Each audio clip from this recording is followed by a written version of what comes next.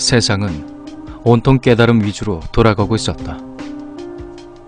김상진 씨가 어렸을 때도 그랬고 그의 아버지와 할아버지가 어렸을 때도 사정은 다르지 않았다. 100년 전 24세기의 끝무렵에 다다랐을 때 인도에서 한 천재 공학자가 나타났다. 락샨이라는 이름의 이 과학자는 하나의 이론을 발표하는데 이로 인해서 전 세계가 발칵 뒤집어졌다. 오래전에 끝난 것으로 알려진 DNA의 분석을 락샨은 연구했다. 무수한 실험 끝에 그는 새로운 사실을 발견했다. DNA 내의 퓨린 염기를 G- 라인의 빛으로 장시간 비춰주면 반투명의 고리가 나타난다. 그 고리는 후에 락샨 고리로 명명되었는데 그 고리의 모양이 충격적이었다. 락샨 고리를 확대해보면 무수히 많은 염색체들이 순차적으로 배열되어 있었는데 그 마지막에 위치한 염색체가 사람의 염색체였다. 사람의 염색체 앞에는 개나 고양이, 바퀴벌레나 곤충, 그리고 미토콘드리아나 최근에야 판독이 끝난 극히 미세한 미생물의 염색체까지 존재하고 있었다. 락샨은 곧이어 동물들을 하나하나 분석하기 시작했다. 제일 처음 하얀 주위의 퓨린에 나타난 고리를 분석했다. 락샨의 실험실에 새로 들어온 이 흰지의 최종 염색체는 바로 쥐였지만 바로 앞에는 사람의 염색체가 존재했다. 그 앞으로도 무수히 많은 염색체가 존재했고 사람의 염색체도 띄엄띄엄 발견이 되었다. 락샨은 꾸준히 새로운 동물들을 분석해 나갔고 마침내 하나의 이론을 세울 수가 있었다. 이 반투명한 고리는 하나의 영혼이 살아온 흔적이다. 수많은 염색체들은 영혼의 전생이었고 그것은 하나하나 누적되어 고리에 덧붙여였으며 최종적으로 위치한 염색체는 그 영혼의 현재 종이다. 그 고리는 불교에서 말하는 윤회의 고리이며 우주의 빅뱅 이후 기록된 생생한 역사책인 것이다.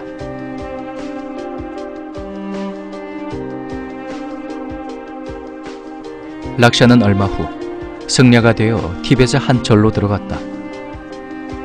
남아있는 과학자들이 그의 연구를 계속했고 마침내 락샨 고리는 법칙으로 인정되었다. 그 시절까진 괜찮았다.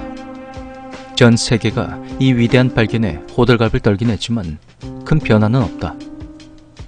하지만 몇 년 후 일이 터져버렸다.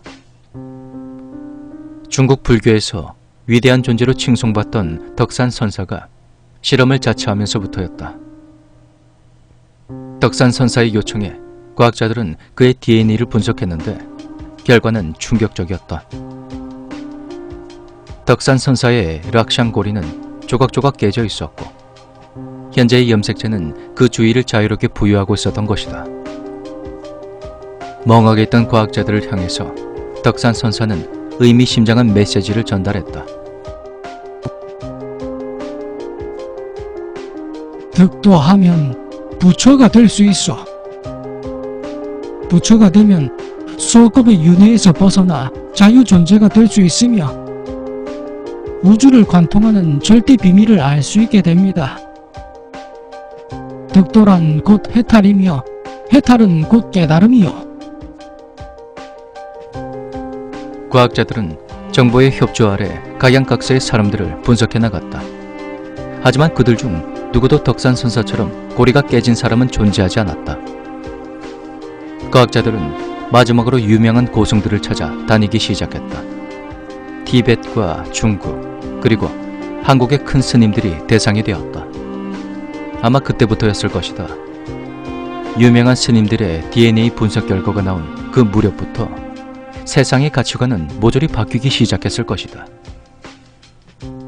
스님들 중 일부는 해탈의 경지에 오른 사람들이었고 그들의 고리는 무참히 박살나 있었다.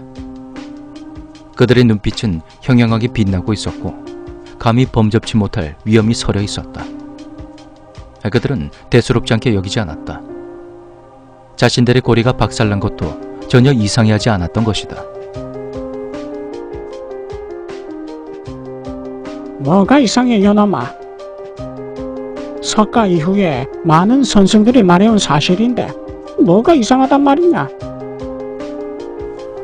한국의 큰 스님 한 명은 찾아온 과학자들을 시덥지 않은 듯이 쫓아내었고 사정은 다른 스님들도 비슷했다.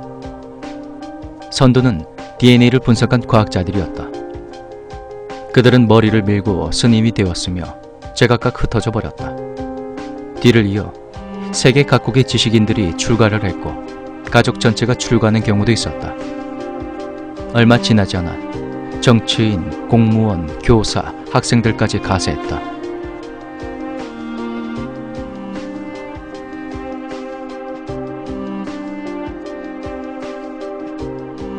개, 돼지나 박테리아로 태어나느니 차라리 중이 되겠어. 방송국에서는 불교 관련 영상이 연일 방송되었고 서점에서는 불교 서적이 날개 돋친 듯 팔려나갔다. 연령도 점점 낮아져 15세 전후의 청소년들도 깨달음을 추구하기 시작했다. 명상과 수련에 도움을 주는 음악이 등장했고 몇몇 깨달음은 고승들이 법문이라도 여는 날엔 매스컴과 신문들이 온통 흥분하기 일쑤였다. 각국의 정부는 뇌의 집중력을 향상시키고 능력을 키우는 모든 것들에 대해 지원하기 시작했다.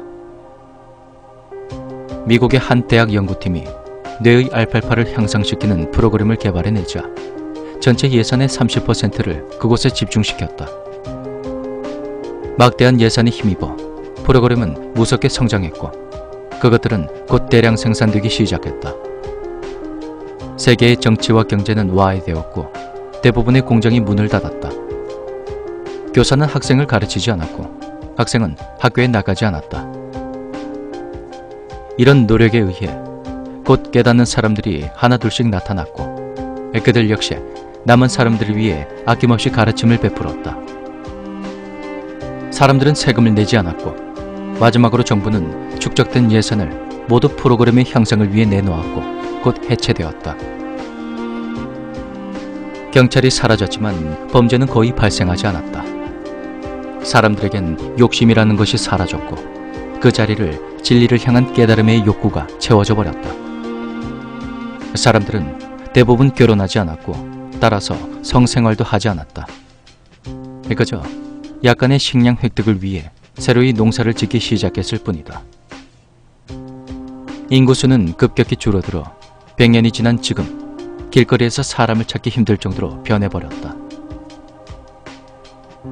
집중력 향상 프로그램의 도움으로 사람들의 깨달음 성공률은 높아져 갔고 평균 기간은 30년에서 20년으로까지 단축이 되었다.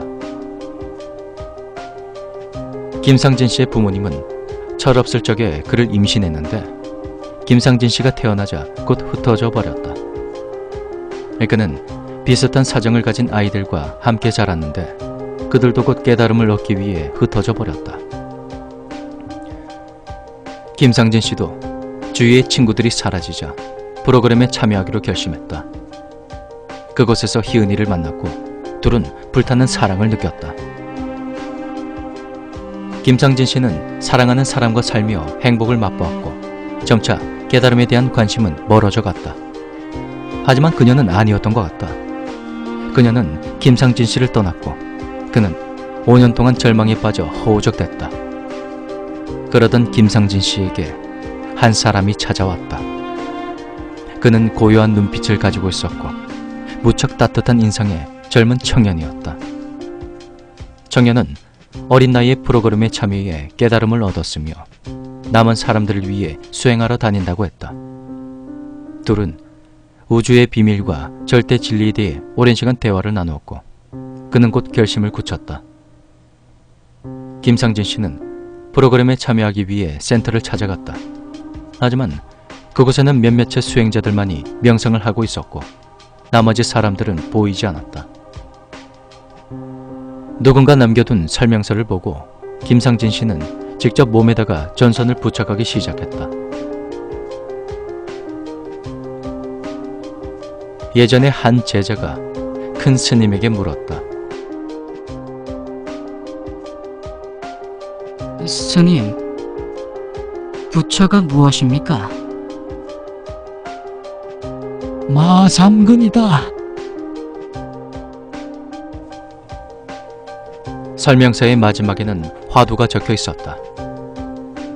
일화에서 나온 큰 스님이 어째서 부처는 마삼근이라고 대답했는지 생각해 내야 한다.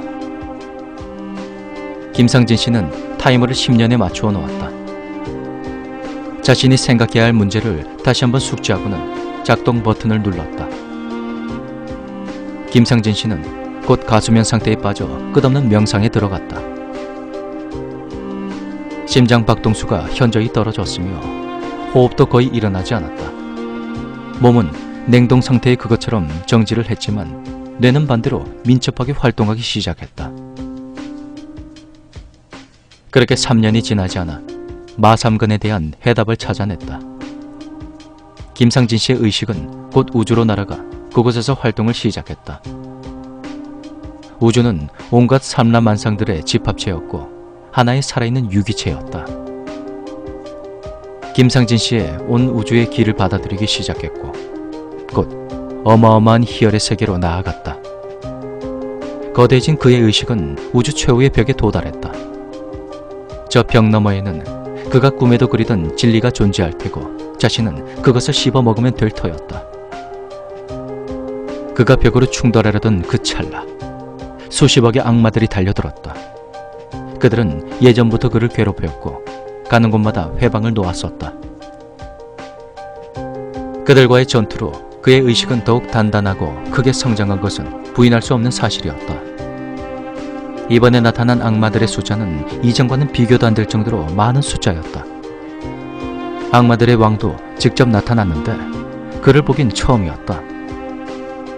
김상진 씨의 의식이 용맹하게 그들에게 돌진했다. 그와 닿는 족족 악마들은 소멸해버렸다. 장시간의 악전 고투 끝에 결국 김상진 씨는 그들을 물리칠 수가 있었다.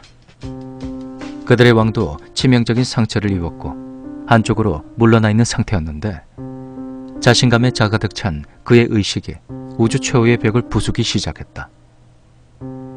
그렇게 벽에 금이 가고 순백색의 빗무리가 금이 간 공간을 통해 뿜어져 나왔다.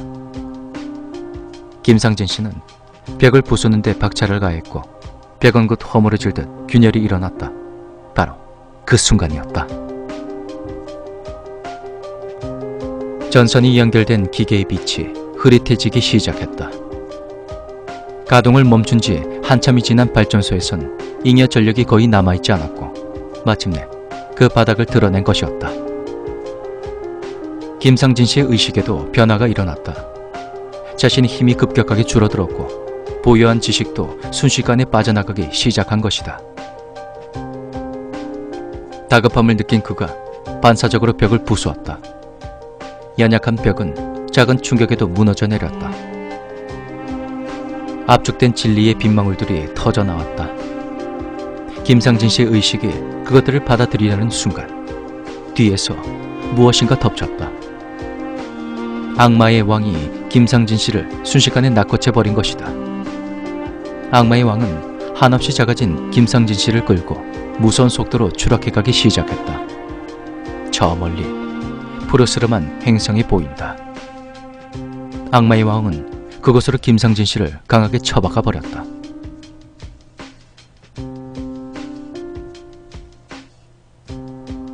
며칠을 쉰 김상진 씨는 다시금 집을 나섰다. 김상진 씨의 목적지는 센터였다. 그의 의식은 거의 깨달음 수준에 도달해서 깨닫는 데에는 한 달도 채 걸리지 않을 것이다. 센터의 문을 여는 김상진 씨의 손에는 대용량 배터리가 여러 개 들려 있었다.